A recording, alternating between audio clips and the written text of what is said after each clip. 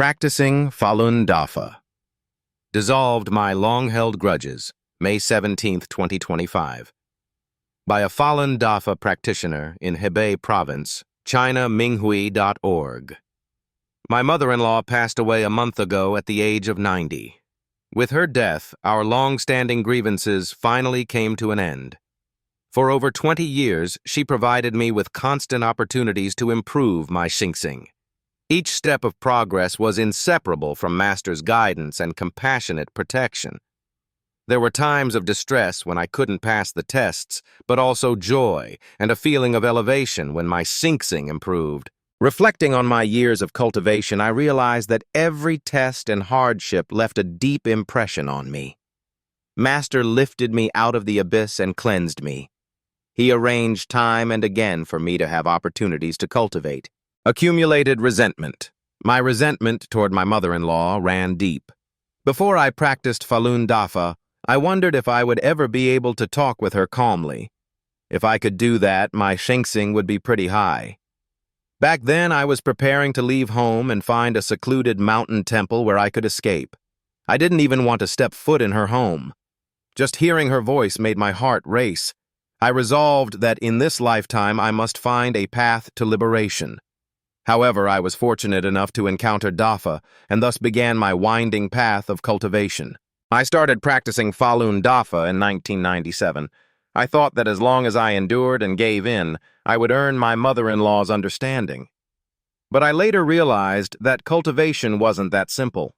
Someone told my mother-in-law, "See, she's able to endure after practicing Falun Dafa." But my mother-in-law responded, "That's because she's in the wrong."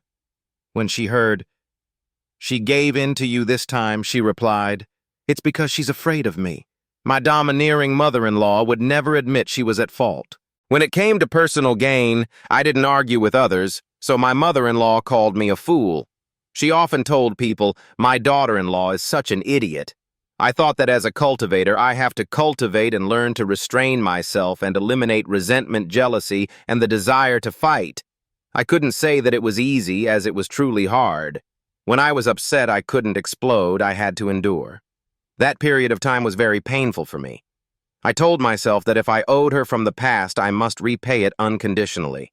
I went to Beijing to appeal with over 20 practitioners from my village in 2001, but we were captured and held at the Beijing detention center. My father-in-law went to the home of a practitioner who hadn't gone to Beijing and furiously shouted, "When she comes back, I'll break her legs." He even spoke disrespectfully of Master. Not long after that, he was diagnosed with lung cancer. Upon hearing the news that I had been released and would return home, my father-in-law said, "Let her come back. I don't mind. Anyway, I'm already in this state." Perhaps he knew he didn't have much time left. When I got home and saw how ill he was, barely able to breathe, I was overwhelmed with sorrow. I asked him to say Falun Dafa is good. "It's too late," he replied. I asked him if I could read Zhuan Falun to him. He agreed. But after I just read a few sentences, he struggled and said, "Stop reading.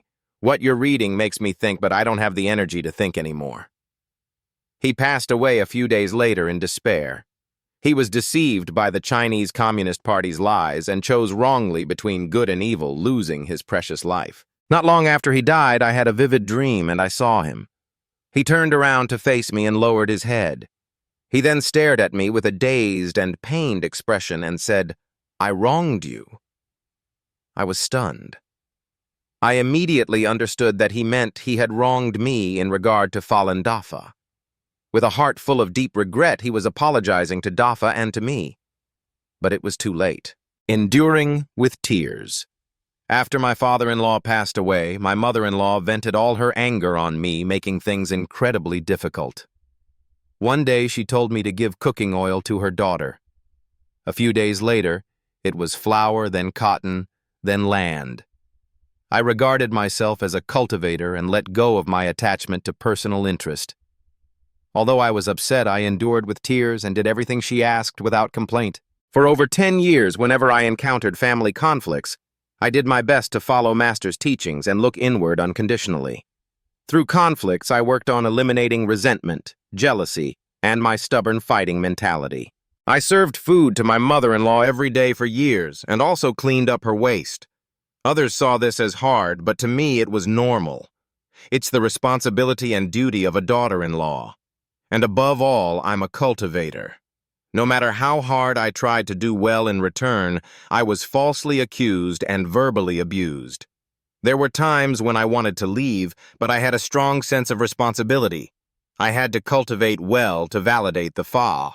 No matter how badly she treated me, I reminded myself not to resent her. I had to endure, be tolerant and kind. Many who knew about my situation were indignant.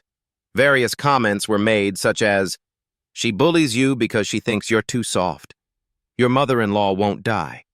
You'll be stuck with her your whole life. If it were your sister instead of you, she wouldn't put up with it." One practitioner said, "Who knows how much debt you owed her in a past life? It took all these years with her and it still hasn't been paid off." I felt I still hadn't fully reached Master's requirements for me to progress in cultivation. I understood that if I hadn't cultivated, I definitely wouldn't have gone through all these troubles. This family would have broken apart long ago. I thought of the story in Juan Falun where Han Xin was humiliated by having to crawl between a man's legs. Compared to that, what I went through was nothing. Letting go of resentment. Throughout the month before my mother-in-law passed away, she seemed possessed, shouting and yelling constantly day and night. I was physically and mentally exhausted. It pushed me to my limit. For several nights I was awakened by her screaming. Her shouting was so loud that I couldn't sleep, so I got up to do the exercises. Her daughters tried to help, but only stayed for a few days and then left. My mother-in-law became mentally unstable. Sometimes she was clear-headed, other times confused. One moment she accused me of stealing her clothes and giving them to someone else. Another time she claimed she gave me money and I gave it away. She ate, and then say she hadn't urinated, and then say she hadn't, insisting on going to the toilet over and over, sometimes 4 or 5 times in a row. If I didn't comply, she screamed and cursed. She also scolded her daughters, so they made excuses and refused to come and help. I thought, this time her daughters, have to take care of her. I've reached my limit. If they won't come, then they should at least pay for someone to help. If they won't help or pay, I'll have to sue them. On second thought, I reconsidered. Master wants us to save sentient beings and be kind to others, to think of others first in every situation. If I ask them for money, knowing that they hold on to money like it's oxygen, wouldn't they hate me? If they develop resentment toward me, how could I save them? Wouldn't I be pushing them further away? I can't do that. Absolutely not. I decided to let it go. I wouldn't ask for money, nor would I ask them to help. I was determined to suffer on my own. I thought to myself, Master said, eating bitterness treated as joy. Tempering one's heart and will in Hong Yin. I have already walked this tough road for over 10 years.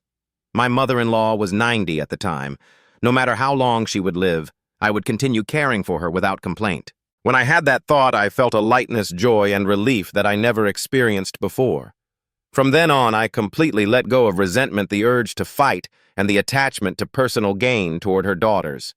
Over the years of cultivation, I repeatedly experienced the wonder and sacredness of letting go of attachments and cultivating a selfless heart. After I truly developed the thought of caring for her, the very next day, my mother-in-law started sleeping deeply and wouldn't wake up easily.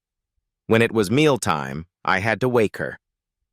Looking back, I realized that all the tribulations I went through were caused by the karmic debts that I owed from my many lifetimes.